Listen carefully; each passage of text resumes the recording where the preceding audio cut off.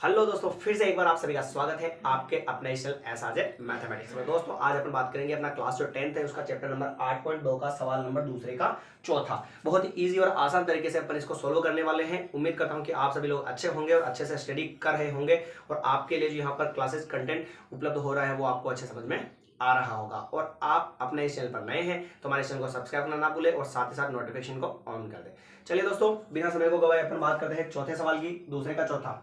2 tan 30 degree बराबर है 2 tan 30 degree upon में 1 माइनस टेन स्क्वायर 30 डिग्री बराबर है। ये अपने को पता करना है।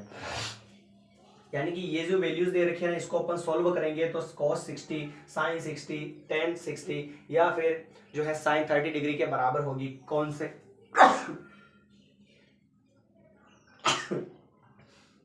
तो इन चार ऑप्शंस के अंदर से हमारी जो वैल्यूज है वो किसके बराबर होगी। तो सबसे पहले अपन क्या करेंगे कि ये जो वैल्यू दे रखी है ऊपर, इसको अपन सॉल्व करने का प्रयास करेंगे। तो देखना ध्यान से, यहां पर लिखा हुआ है सर 2 tan 30 डिग्री और नीचे लिखेंगे 1 माइनस टेन स्क्वायर 30 डिग्री। लीजिए सर, ये जो सवाल में दे रखा था वो मैंने वापस यहां पर उतार दिया। अब अपन क्या करेंगे, 2 का तो ये लिखा 2, बीच में कुछ नहीं है तो इनटू, ठीक है। tan 30 का मान सारणी के अंदर होता है सर 1/√3। फिर लगाया अपन ने बटेवा 1, ये 1 माइनस ये माइनस। tan 30 का मान कितना होता है 1/√3 और पावर कितनी चल रही है यहाँ पर 2 चल रही है। तो इसको सॉल्व कर लेंगे, कोई दिक्कत नहीं। आगे देखना, 2 को 1 से गुणा करवाओगे तो 2 और अपॉन में क्या बचेगा √3। फिर ये अपॉन लिखा, ये 1 माइनस 1 का स्क्वायर तो 1, इसके स्क्वायर से इसका रूट कटेगा तो कितना आएगा दोस्तों 3 आ जाएगा। और इसके बटेवा में कुछ नहीं तो क्या मानेंगे 1 मान लेंगे। आया सभी को समझ में यहां तक तो ना। जो सवाल दे रखा था वो लिखा, 2 का 2 लिखा, बीच में कुछ नहीं है, इनटू मान लिया। tan 30 का मान 1/√3 होता है। कहां से आया सर, ये सारणी से आपको मैंने बताया भी था पहले। 1 ये 1 माइनस माइनस tan 30 का मान 1/√3 स्क्वायर का लगा दिया स्क्वायर, 2 इंटू 1 तो 2 और नीचे √3। 1 का तो 1 माइनस माइनस 1 का स्क्वायर 1 और स्क्वायर से अंडर रूट कटेगा, कितना बचेगा 3 बचेगा। बटे हम कुछ नहीं, 1 मान लिया गया। सर ये तो हो चुका है 2/√3। देखना ध्यान से है ना, 2/√3।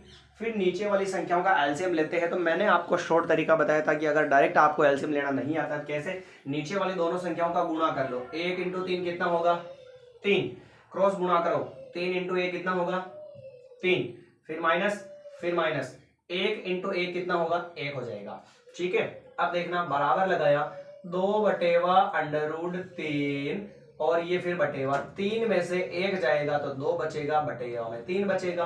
कोई दिक्कत है क्या यहां तक आपको, यहां तक कोई दिक्कत है,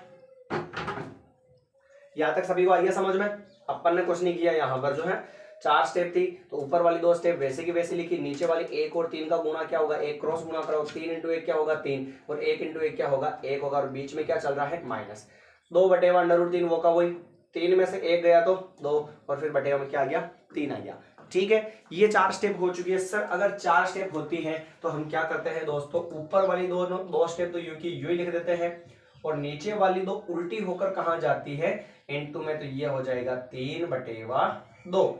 दोस्तों 2 से तो 2 कटेगा तो बचेगा कितना 3/√3 बचेगा। यहां तक आया सभी को समझ में, यहां तक आया सभी को समझ में। फिर अब अपन कहते हैं कि बटेवा में कभी भी दोस्तों अंडर आ जाता है तो उस अंडर को हटाना पड़ेगा। और हटाने के लिए हमने क्या किया था पिछले सवालों में, हर का परिमेयकरण करते हैं। और हर का परिमेयकरण करेंगे तो देखना, जो सवाल में दे रखा है उसको वैसा का वैसा ही लिखते हैं, फिर लगाते हैं इनटू। नीचे सिंगल संख्या है अकेली तो सिंगल संख्या हो तो उसको ऊपर भी इनटू में लिखते हैं और वापस नीचे भी इनटू में लिखते हैं। तो क्या बनेगा, ये तो बनेगा 3/√3, फिर बटेवा में √3 सेम है तो क्या बनेगा, इसका स्क्वायर बनेगा नहीं बनेगा, स्क्वायर बनेगा। स्क्वायर से अंडर कैंसिल हो जाता है तो दोस्तों यहां पर बचा क्या 3/√3 और बटेवा में कितना 3 बचा। 3 से 3 भी कैंसिल हो चुका है मित्रों, तो क्या बचा यहाँ पर √3 बचा। अब √3 जो अपने आंसर के अंदर बचा ना, ये चेक करना है हमें कि √3 जो है वो कौन से ऑप्शन की वैल्यू होती है।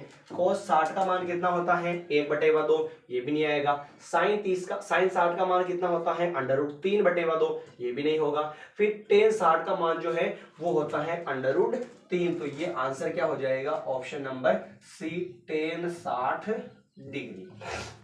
कोई दिक्कत है इसके अंदर? सबसे पहले मान रखा और फिर इसको सोल्व किया और फिर क्रॉस उल्टा करके और ये हर का परिमेय करके अपन ने इसको सोल्व कर लिया। अगर आपको फिर भी कहीं पर समझ में नहीं आता है तो रिक्वेस्ट है आपसे एक बार इस सवाल को वापस जरूर देखें पूरा, और फिर जो है फिर भी समझ में नहीं आता तो आप कमेंट जरूर कर सकते हैं। आपको 100% जो श्योर है कि आपको समझाने का प्रयास किया जाएगा, और पूरी गारंटी है कि एक बार या 2 बार आप इस सवाल को देखोगे, कहीं पर भी कोई समस्या होगी तो आपको श्योर है कि